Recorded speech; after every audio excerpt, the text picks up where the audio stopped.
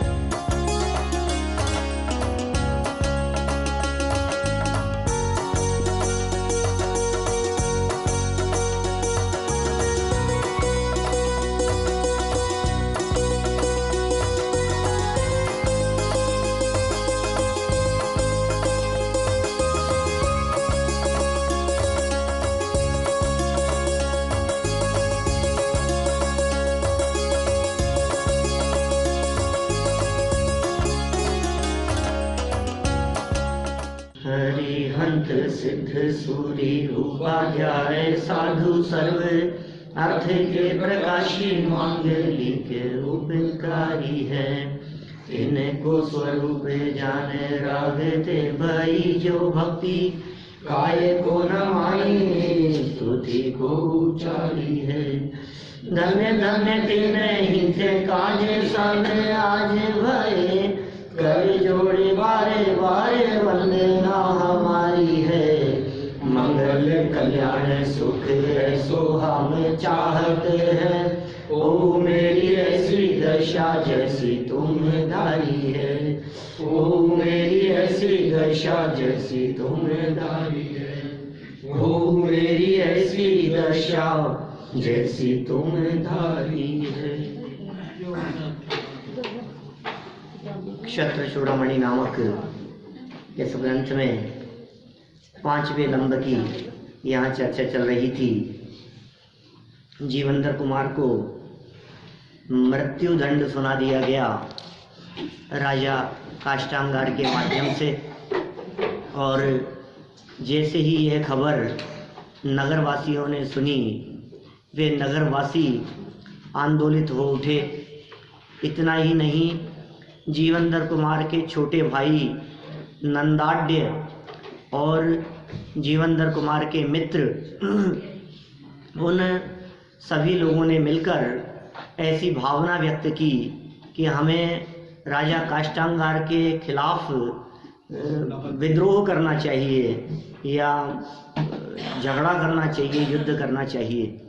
ऐसा विचार उन लोगों के मन में आया। अब देखिए माता पिता की कैसी दशा है, उस बात का यहाँ चित्रण कर रहे हैं। 253 नंबर का यह पेज है, माता पिता की मनोदशा। स्मरन्तौ मुनि वाक्यस्य सप्राणौ पितरौ स्थितौ वितथे मुनि वाक्येऽपि प्रामाण्यं वचने कुतः। मुनि के वाक्यों का स्मरण करते हुए जीवंदर कुमार के माता पिता सुनंदा और गंधोत्कट जीवित रहे।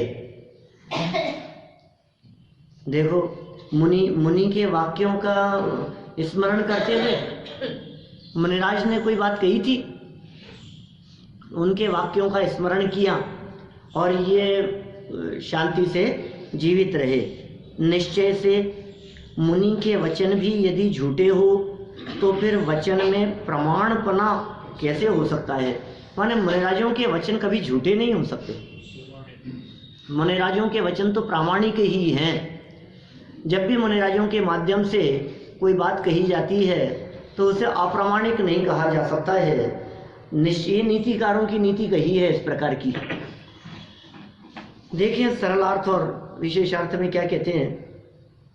सत्य महाव्रती मुनिराज के वचनों का स्मरण करते हुए पिता श्री गंधोत्कट और माता सुनंदा पुत्र विरह के असह्य दुख को सहन करते हुए धैर्य पूर्वक जीवन यापन करने लगे, क्योंकि उन्हें विश्वास था कि मुनिराज के वचन कभी असत्य नहीं होते। देखो भाई, जीवंदर गायब हो गया अभी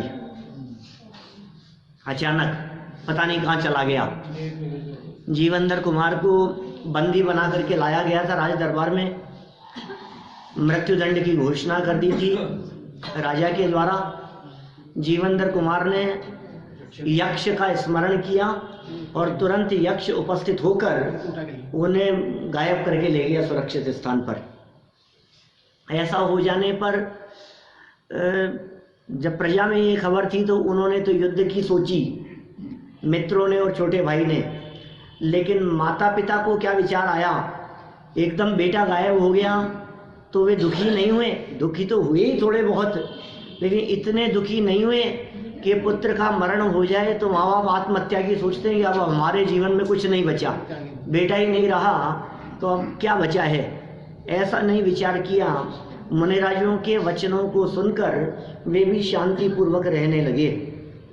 सत्य महाव्रती मुनिराजों के जीवन में 5 महाव्रत होते हैं। अहिंसा महाव्रत, सत्य महाव्रत, अचौर्य महाव्रत, ब्रह्मचर्य महाव्रत और अपरिग्रह महाव्रत। ये 5 महाव्रत मुनिराजों के जीवन में होते हैं। कहने का मतलब यह है, हिंसा, झूठ, चोरी, कुशील और परिग्रह, ये 5 पाप मुनिराजों के जीवन में रंच मात्र भी नहीं दिखते। अभी किसी पर उंगली मत उठाना, आप ये समझ लेना जिनमें ये नहीं है वो मुनि नहीं है ना। बिल्कुल स्पष्ट बात है। जिनके जीवन में उत्कृष्ट ब्रह्मचर्य नहीं है, जिनके पास में परिग्रह दिखाई देता है, जिनके जीवन में हिंसा और झूठ दिखता है, जो चोरी करते हुए ही दिख जावे मान लो, तो फिर वो मुनि कैसे हो सकते हैं। तो इनमें भी बहुत बहुत गहराइयाँ हैं 5 महाव्रतों की चर्चा में। ये सत्य महाव्रत के धनी हैं। इसका मतलब मुनिराज के मुख से किसी भी प्रकार का असत्य वचन नहीं निकलता है। देखिए, बहुत सारे लोग मुनिराज की बात को असत्य सिद्ध करने के लिए कि उनके वचन कभी कभी प्रसंग में असत्य भी हो जाते हैं, कुछ ऐसे उदाहरण दिया करते हैं जिसमें मुनिराजों को फंसाने की बात होती है। ध्यान आ गया होगा आप सभी को। मैंने गाय जा रही थी और पीछे से शिकारी उसका शिकार करने के लिए दौड़ने लगा। भागते हुए गाय किसी चौराहे पर किसी दिशा में मुड़ गई। अब गाय किसी दिशा में मुड़ गई, उस चौराहे पर पहुंचकर उस शिकारी ने देखा, किधर गई क्या पता, मालूम नहीं चल रहा। और यदि वहां कोई मुनिराज बैठे हैं तो उन मुनिराज से पूछा कि बताओ गाय कहाँ गई है। तो गई थी पूर्व में और मुनिराज ने बता दी उत्तर में। हाँ, तो बोले ऐसा मुनिराज बता देंगे, गलत बता देंगे, क्योंकि उससे क्या होगा कि उस जीव की रक्षा हो जाएगी। हाँ, ऐसा लोग कहते हैं। लेकिन भाई जिनवाणी ये कहती है कि मुनिराज गलत नहीं बताएंगे, तो फिर क्या सही बता देंगे? मर जाएगी गाय। कि बताना जरूरी नहीं है। क्यों? मुनिराज कोई उसके नौकर है? उसके हर प्रश्न, सड़क चलते किसी भी व्यक्ति के हर प्रश्न का जवाब देवे, ऐसे पराधीन है मुनिराज? सही बताते हैं तो हिंसा का पाप लगता है, गलत बताते हैं तो झूठ बोलने का पाप लगता है, और वचन गुप्ती अर्थात नहीं बोलते हैं तो न हिंसा का पाप लगता है न झूठ का पाप लगता है। मुनिराज तो सत्य महाव्रत के धनी हैं। किसी भी प्रसंग में वे असत्य उच्चारण नहीं करेंगे, मौन श्रेष्ठ है, जवाब नहीं देंगे, यही एक रास्ता हो सकता है। देखिए यहाँ तो सत्य महाव्रती मुनिराज उनके वचनों का स्मरण करते हुए वे दोनों भले ही पुत्र का विरह हुआ हो, असह्य दुख को सहन करते हुए धैर्य पूर्वक जीवन यापन करने लगे। उन्हें इस बात का विश्वास था कि मुनिराज के वचन कभी भी असत्य नहीं हो सकते। देखें जरा फिर क्या हुआ, मुनिराज के वचन असत्य नहीं हो सकते। अभी विशेष अर्थ में खोलते हैं इस बात को। अपने प्रिय पुत्र के, अब देखो यदि ये पता लग जाए सुनंदा को कि ये मेरा बेटा नहीं है, ये सौतेला बेटा है, तो वो प्रिय पुत्र नहीं हो सकता, फिर तो अपना ही प्रिय होता है। उसे पता नहीं है, कितनी समझदारी की मतलब सेठ ने ये बात बतलाई नहीं, और वहां भी इस नीति को खोला था कि माता का जो प्रेम है वो निश्चित रूप से उतना नहीं होगा। जैसे ही पता लगे, भले ही अभी दूसरा कोई बेटा नहीं है, साल भर तक अभी दूसरी कोई संतान नहीं है, लेकिन उसके बावजूद भी वो साल भर भी प्यार में फर्क पड़ जाएगा। तो देखो यहाँ क्या कह रहे हैं, अपने प्रिय पुत्र के मृत्युदंड का समाचार सुनते ही माता पिता प्राण ही त्याग देते, किंतु वे मुनिराज के वचनों पर विश्वास कर जीवित रहे। उन्होंने एक बार मुनिराज के श्रीमुख से अपने पुत्र जीवंदर कुमार की उन्नति के सूचक और सुखप्रद भविष्य के वचनों को प्रत्यक्ष में सुना था। मुनिराज से ये बात सुनी थी कि भाई ये जो पुत्र है तुम्हारा, ये पुत्र निश्चित रूप से बहुत भाग्यशाली होगा और सुखपूर्वक इसका जीवन व्यतीत होगा। उन्हें भरोसा था, तो उन्हें ऐसा लगा कि ये संभव नहीं है कि जीवंदर कुमार को मार दिया जाए। हमें भरोसा है मुनिराजों के वचन पर, उन्हें पूर्ण विश्वास है कि मुनिराज के वचन असत्य हो ही नहीं सकते, ये पूरा विश्वास है। अतः उनका पुत्र जीवित ही होना चाहिए, कुछ बिगड़ नहीं सकता, पुत्र का जीवित ही होना चाहिए। इस विश्वास पर ही उन्हें असह्य दुख सह्य हो गया। जो सहन नहीं कर सकते थे वो सहन कर रहे हैं। यदि सत्य महाव्रती मुनिराज के वचन असत्य हो जाएं तो वचन की प्रामाणिकता, सत्यता ही क्या नहीं रहेगी।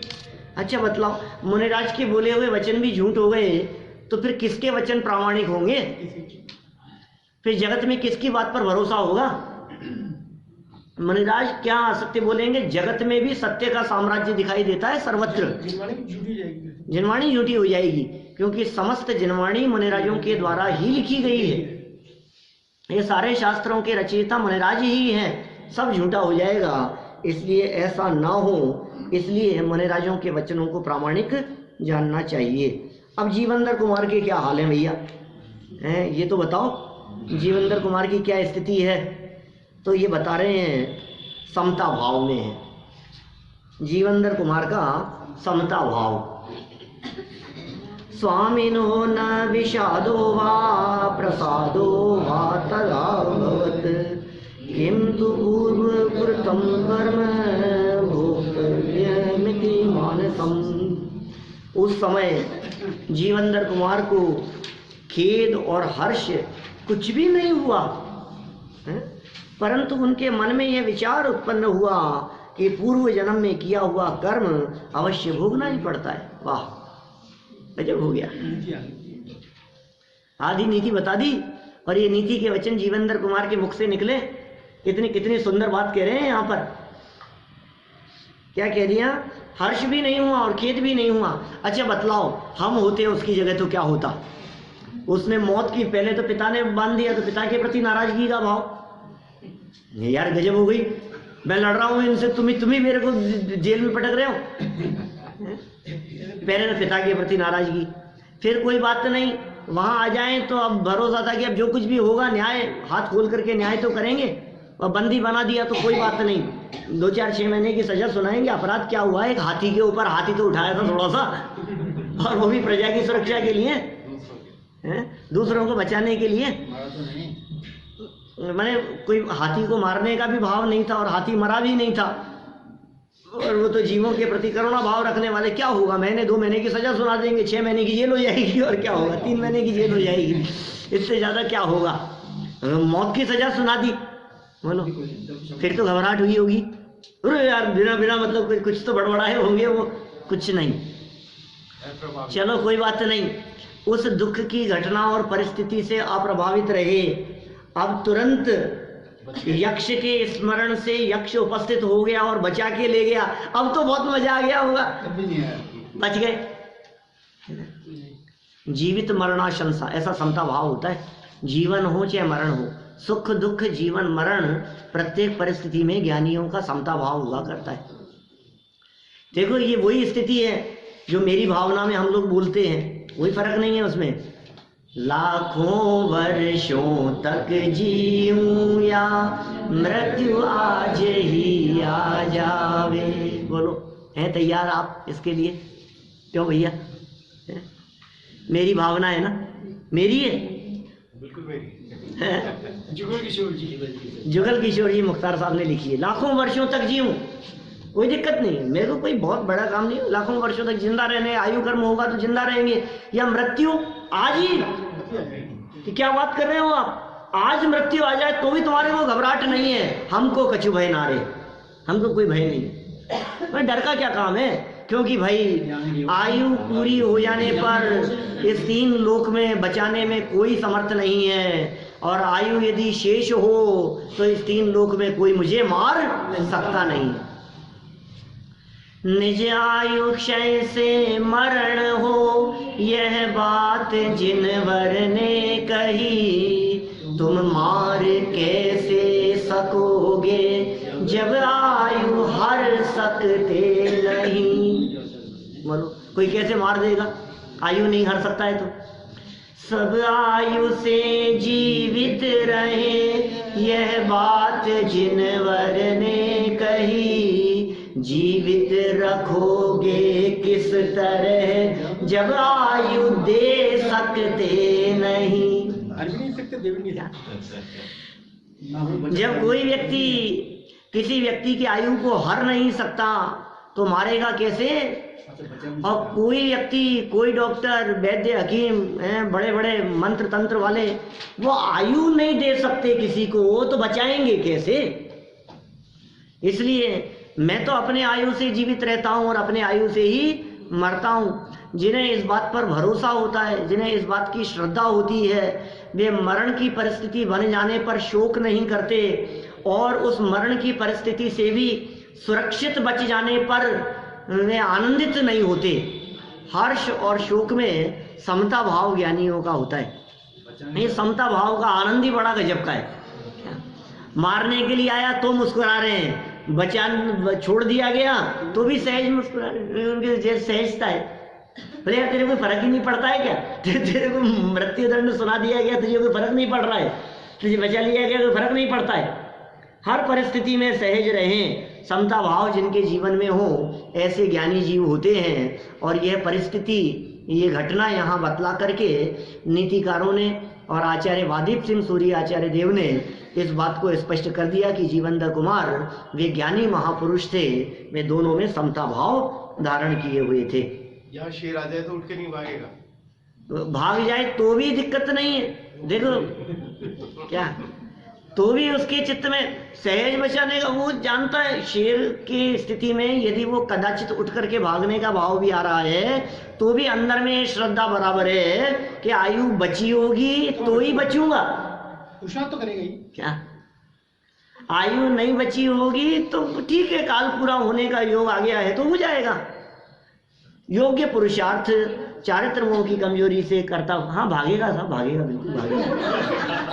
क्या नहीं भागेगा, बैठा है वो थोड़ी बन गया है, थोड़ी बन गया है, नहीं भागेगा। देखेगा इसके लाभ भी है कि नहीं है, जिसके लाभ होगा तो शिकार करेगा। देखो भाई, यदि मुनिराज की भूमिका है तब तो नहीं भागेंगे, सम्यक दृष्टि होगा तब भी नहीं भागी। सम्यक दृष्टि की अभी क्या है, 3 कषाय चौकड़ी का सद्भाव है। 4 चौकड़ी है ना, चांडाल चौकड़ी। कौन कौन सी?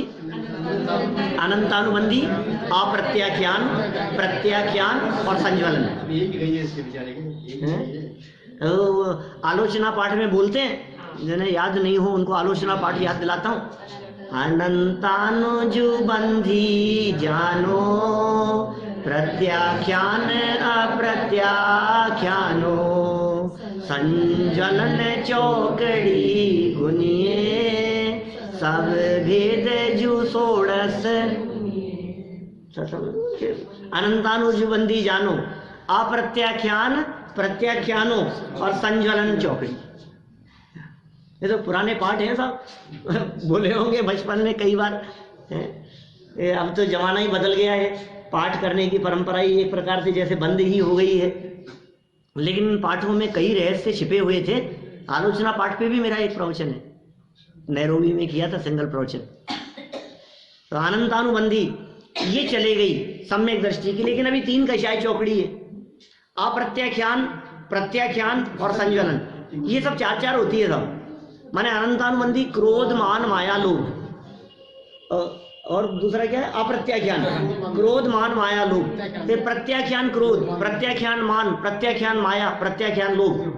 ऐसे ही संज्वलन क्रोध, संज्वलन मान, संज्वलन माया और संज्वलन लोभ। ये सब 4-4 प्रकार की हैं। इनमें अनंतानुबंधी जो है ये सम्यक दृष्टि के नहीं है, बाकी 3 कषाय मौजूद है। और मुनिराजों के जीवन में बोले ये 3 नहीं है, अकेली संज्वलन है। संज्वलन बहुत बहुत मंद है। इन कषायों के संदर्भ में वो 4 उदाहरण दिए जाते हैं, वो ध्यान है ना? कौन कौन से नीरज जी साहब? हाँ, पत्थर के ऊपर पड़ी हुई रेखा, अनंतानुबंधी कषाय। दीपेश जी ध्यान है? पत्थर के ऊपर यदि कोई बड़ी शिलाखंड है और उस पर दरार पड़ गई, तो वो दरार कब भरेगी? 2-4 दिन में। क्या बात कर रहे हो? पत्थर टूटा है, ऐसे कोई जुड़ता है क्या? टूटा हुआ पत्थर को ऐसे जुड़ जाएगा क्या? लंबा समय लगेगा, नहीं जुड़ेगा।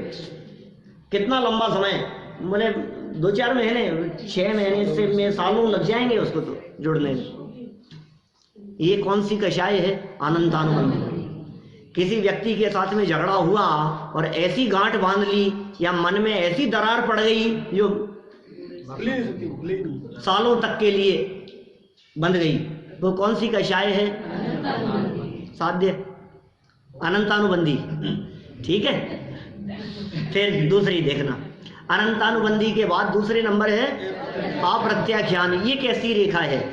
ये ऐसी दरार है जो खेत में किसान हल चलाते समय जो लाइन पड़ जाती है ना, गहरी लाइन, वो कैसे धुलेगी? वो ऐसे साफ नहीं होती। वो तो अगली बार जब दोबारा खेती के लिए हल चलाएगा ना, तभी जाएगी वो। माने 2-4-6 महीने में जब वो दोबारा फसल बोएगा और दोबारा मिट्टी में बीज डालेगा, तब जाकर के वो ऐसी स्थिति बनेगी। वो अभी तो ये 4-6 महीने लग जाएंगे इसको निपटने में। 2-3 महीने तो मामूली बात है, तो भी बहुत लंबा काल नहीं है, एक लिमिट है। अनंतानुबंधी की तो लिमिट ही नहीं थी। 10-10 जन्मों तक बैर चलता रहा कमठ के मन में, पार्श्वनाथ के प्रति, मरुभूति के प्रति। पार्श्वनाथ तो अंतिम भाव में नाम था। माने 10 जन्मों तक जब जब देख रहा है बैर भाव चल रहा है। ये कहां से चल रहा है? अनंतानुबंधी है, बैठी है अंदर में, ऐसी कषाय है। दूसरी अप्रत्याख्यान, वो रेखा कही। तीसरी कही प्रत्याख्यान। ये कषाय इतनी मंद होती है प्रत्याख्यान वाली, जिस कषाय के काल में सूखी बालू रेत पर खींची गई लाइन, सूखी मिट्टी थी और लाइन खींच दी। अब बताओ ये लाइन कितनी देर में मिटेगी? पल भर में? 5 मिनट के 15 मिनट? क्या हवा चलने में यदि आधा घंटा लग गया तो आधे घंटे में साफ होगी? है ना? हवा चलने की देर है ना। तो ये प्रत्याख्यान कषाय कैसी है? हवा चलने तक। ऐसे ही कहते हैं ये प्रत्याख्यान कषाय के काल में किसी के प्रति कषाय का भाव आया, किसी के प्रति नाराजगी का भाव आया, किसी के प्रति द्वेष का भाव आया, किसी के प्रति विशेष प्रीति अनुराग, कोई भी कषाय ऐसी उत्पन्न हुई। अब वो कषाय कब तक चलेगी कि जैसे ही हृदय में ये जिनवाणी की हवा थोड़ी सी चली, अरे यार किसका क्या लेना देना, क्या दम है इनमें, जो होगा सो हो जाएगा, छोड़ो ना, क्या ये इस कषाय को लेकर के कब तक बैठे रहेंगे हम, किसी भी कषाय को लेकर के। तो जैसे जिनवाणी की बात, वस्तु स्वरूप की बात दिमाग में आई और वो आंधी चली और वो लाइन साफ। ये कषाय कौन सी है? प्रत्याख्यान। और चौथी पता है कैसी है? जैसा पानी में लाइन खींचो, तो ये लाइन खींच रही है कहाँ? साफ होती जाए। मने राजियों को ऐसी कषाय होती है संज्वलन। क्रोध के काल में भी क्रोध नहीं, खत्म करते करते ही खत्म। कि करते भी हैं क्या कि हाँ आ सकता है मने राजियों को गुस्सा। कभी कभी वो क्रोध में ऐसी भी बात कह सकते हैं, हे आत्मघाती। माने आचार्यों ने ऐसे प्रयोग किए, आत्मघाती, दुरात्मन, आत्मपंसन, ऐसे ऐसे ऐसे शब्दों के प्रयोग किए हैं। महापापी, पातकी, अधोगति में जाने वाला, माने कई कई ऐसे कठोर शब्दों के जहाँ प्रयोग हुए हैं। ये संज्वलन जन्य कषाय का ही परिणाम है। तो अभी यहाँ क्या कह रहे हैं? शेर सामने आ जाने पर जिसके 3 कषाय बची है अभी, उसकी स्थिति ऐसी हो सकती है कि वो भागेगा। और ये भी हो कि कदाचित दौड़ने की संभावना नहीं हो तो कदाचित बैठा भी रहे आसपास में। यदि उसको कोई जगह नहीं दिख रही है तो शांति से बैठा भी रहेगा। मान लो किसी एक गुफा में ज्ञानी और अज्ञानी 2 व्यक्ति बैठे हुए हैं और गुफा के दरवाजे से शेर ने एंट्री की। अब क्या करेंगे? अब किधर भागेगा? कोई जगह नहीं है, ये सामने गेट है, इधर से आ रहा है शेर, अब ये बैठे दोनों, अब क्या होगा? रास्ता ही नहीं भागने का, तो शाम तक अब और हो सकता है दोनों ही व्यक्ति नमोकार मंत्र का जाप शुरू कर दे। हो सकता है कि नहीं? दोनों नमोकार मंत्र का जाप कर रहे हैं। और सुनो, वहां गुफा में हमने लगा रखा था एक सीसीटीवी कैमरा। और बाद में क्या हुआ? बाद में उस सीसीटीवी कैमरे की रिकॉर्डिंग चेक की गई। तो बताओ, उस रिकॉर्डिंग को देख करके आप क्या बतलाएंगे कि कौन ज्ञानी है और कौन अज्ञानी? बोले कुछ नहीं, दोनों एक जैसे ही है। दोनों ही बैठे थे, दोनों ही नमोकार मंत्र का जाप कर रहे थे क्या। और जो भी परिस्थिति बाद में बनी हो, तो इसमें कौन ज्ञानी और कौन अज्ञानी? ये सुनो भाई, बाहरी इस परिस्थिति को देखकर ज्ञानी अज्ञानी का निर्णय नहीं किया जा सकता है। अज्ञानी जीव नमोकार मंत्र पढ़ रहा है, उसके पीछे उसका अभिप्राय क्या है, और ज्ञानी नमोकार मंत्र पढ़ रहा है, उसके पीछे उसका इंटेंशन क्या है। फल तो उस अभिप्राय का लगता है, बाहरी प्रवृत्ति का फल नहीं लगता। टोडरमल जी साहब इसी मंदिर में बैठकर बार बार लिखते हैं इस तरह की बातें, फल तो परिणामों का लगता है, क्रिया का फल नहीं लगता है। क्रिया में कुछ दम नहीं है, और आपकी जो क्रिया है वो क्रिया परिणामों से प्रभावित रहती है, इसलिए फल तो परिणामों का लगता है। अपने परिणामों को संभालो। क्रिया दोनों की एक जैसी दिखाई दे रही है। ज्ञानी जीव नमोकार मंत्र बोल रहा है, सहज अशुभ भाव से बचने के लिए बोल रहा है। मौत आनी होगी तो आ जाएगी, आयु कर्म का विचार करके वो सहज शांत है और पंच परमेष्टियों का स्मरण कर रहा है। अरिहंत सिद्ध आचार्य उपाध्याय और साधु, ये पंच परमेष्टियों का स्मरण दिमाग में आते ही हृदय में शांति है, जो होगा हो जाएगा। सहज भाव से है, भगवान का स्मरण करो, प्रभु का स्मरण करो। मरेंगे तो मर जाएंगे, बचेंगे तो बचे, जो होगा सो हो जाएगा। सहज है, उसे भगवान की सर्वज्ञता पर पूरा भरोसा है। इसे कहते हैं भगवान पर पूरा भरोसा है।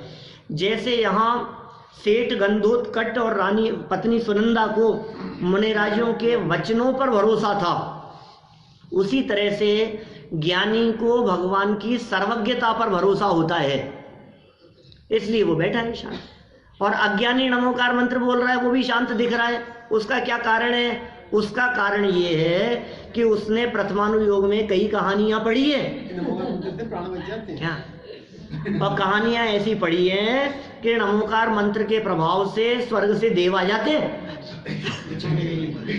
बचाने के लिए। तो मैं पढ़ रहा हूं तो अभी देखना शेर वहां से यहां तक आएगा, उसके पहले पहले कोई देव आ जाएगा बचाने। तो वो और तेज तेज नमोकार मंत्र बोल रहा है, माने अज्ञानी के द्वारा बोला गया नमोकार, उसकी शांति का आधार वो अभिप्राय में खोट है। ज्ञानी को भी भगवान पे भरोसा है और अज्ञानी को भी भगवान पे भरोसा है।